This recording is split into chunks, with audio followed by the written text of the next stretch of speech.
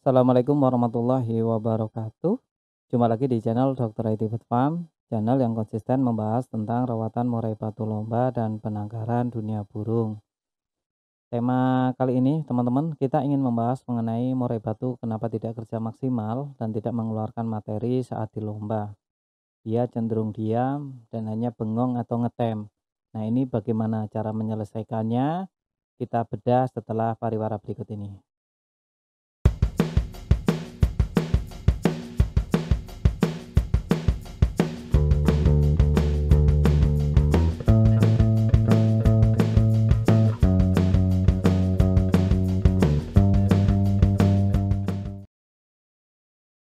Nah, teman-teman, ya, tema kali ini tentang murai batu yang tidak membongkar materi atau membongkar isian, dia hanya cenderung ngetem atau hanya pasang badan juga bisa.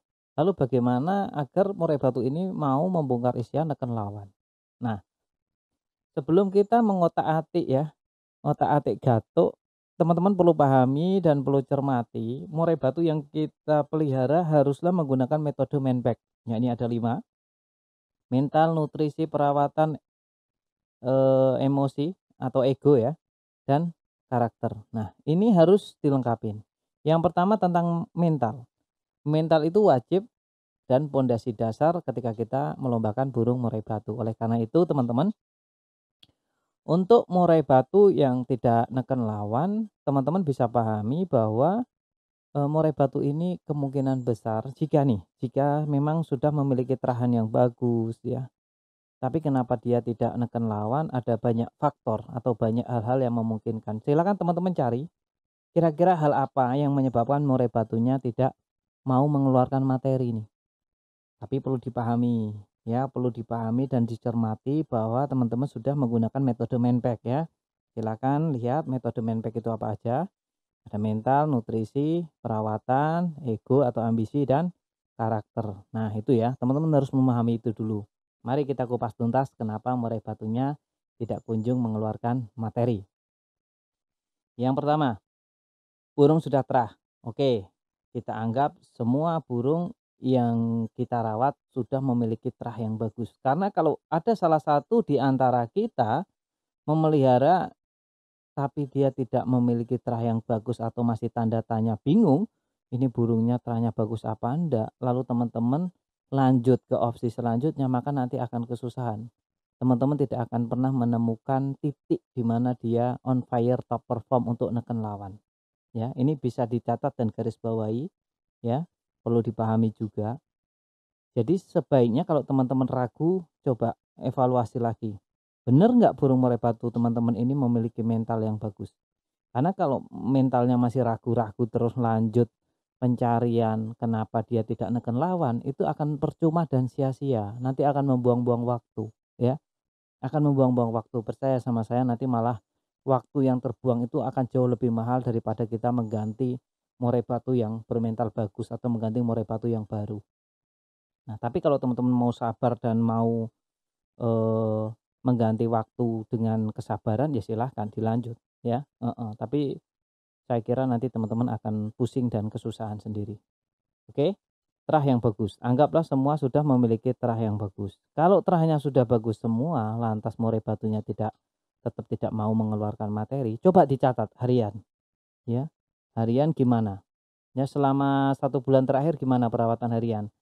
Adakah waktu perawatan yang, tidak konsisten? Dalam artian seharusnya murai batunya pagi dikeluarkan ya, terus pemberian EF, penjemuran itu juga sudah dilakukan dengan rutin sebagaimana mestinya penjemuran ya, semampunya burung murai batu kita, sesuai kebutuhan karena setiap murai batu memiliki waktu penjemuran yang tidak sama. Jadi untuk waktunya ini masing-masing, ya, waktunya itu masing-masing antara burung A dan burung B itu berbeda. Ada yang lebih lama, ada yang cukup sebentar sudah lebih dari cukup, ya. Itu untuk penjemuran. Penjemuran bisa dilakukan setiap hari dan rutin. Nah, ini pertemuan ya, rutin. Nah, lantas pemberian EF. Pemberian EF jamnya pun harus konsisten.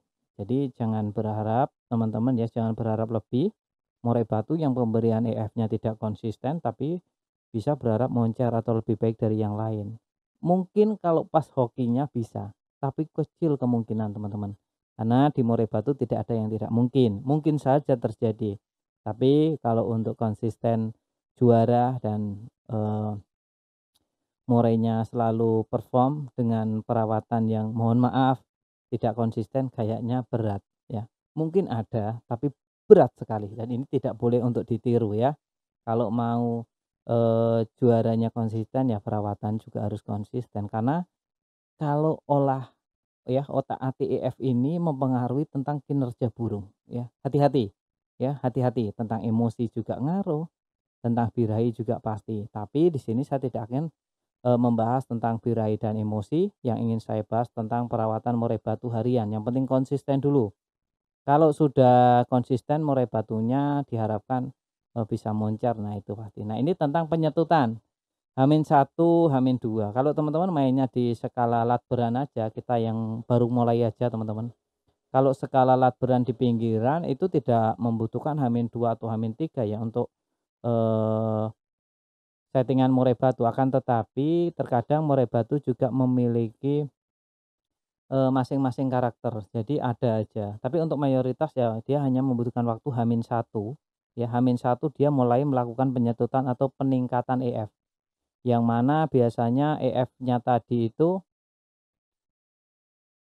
nah untuk melakukan penyetutan itu bisa H-1 teman-teman, H-1 sebelum hari lomba. Seumpama hari lombanya hari Minggu, maka lakukan penyetutan di hari Sabtunya. Nah untuk hari Sabtu itu burung sudah tidak usah dikeluarkan, tidak usah dijemur, tidak usah dikeluarkan intinya ya. Paling hanya dibersihkan saja dan pemberian pakan. Itu untuk H-1-nya dengan EF yang jauh lebih banyak. Biasanya kalau teman-teman mau lihat kinerja burung seperti apa ya kasih semaksimal mungkin 2 kali lipat dari hari biasa. Nah, lantas untuk hari H. Untuk hari H-nya sendiri teman-teman hanya melihat situasi dan kondisi ya. Kalau mendung teman-teman bisa memberikan 1 atau 2 ulat hongkong ya. Tapi kalau harinya normal nggak usah diapa-apakan. Nah, nanti lihat coba kinerja burungnya seperti apa, nanti tinggal otak-atik sedikit saja. Kalau burung murai batunya kurang neken sedikit ya, atau masih kurang kerjanya masih kurang ya, mungkin teman-teman besoknya lagi bisa mundurin. Jadi seumpama minggu ini H-1 baru dinaikkan, terus di hari Minggunya kurang neken, besok ya teman-teman di bulan kemudian istirahatkan selama 1 bulan. H-2 mulai dinaikkan 1-2 EF-nya ya, baru di H-1 dinaikkan full. Nah, kita lihat kinerjanya. Nah, seperti itu ya teman-teman. Untuk menaikkan vektor burung murai batu. Nah, yang paling penting teman-teman harus paham tentang metode manpack. Nah, itu semua harus dilakukan dulu metode manpacknya teman-teman ya. Tentang puasa murai batu sebulan, terus tentang pengondisiannya, pemberian EF. Yang paling penting adalah mental dan karakter dari terahan atau gen. Itu pokok dasar teman-teman, tidak bisa diganggu gugat. 70% sudah mengantongi kemenangan kalau kita sudah memegang terahan ya. Karena apa teman-teman? Murai batu di lapangan itu bagus-bagus semua. Kita masuk ke penutup. Terima kasih. Perlu dicatat teman-teman sebelum kita mengakhiri video ini, bahwa video ini sebenarnya ditujukan untuk mereka agar lebih waspada untuk menjaga murai batunya. Tapi kembali lagi ke teman-teman semuanya, mau dijalankan silakan, enggak juga enggak apa-apa. Yang jelas saya cuma berpesan murai batunya dijaga baik-baik, jangan sampai rusak ya. Dan perlu dicatat juga setiap murai memang memiliki karakter yang berbeda-beda. Jadi setiap perawatan tidak perlu diperdebatkan antara satu dengan yang lainnya. Kalau cocok dijalankan, nggak cocok ditinggalkan. Jangan cuma sekedar membaca judul saja ya. Pahami isinya, tonton dari awal sampai detik ini. Bagi teman-teman yang menonton sampai detik akhir ini, saya kira tidak akan ada perdebatan lagi di kolom komentar. Salam sehat.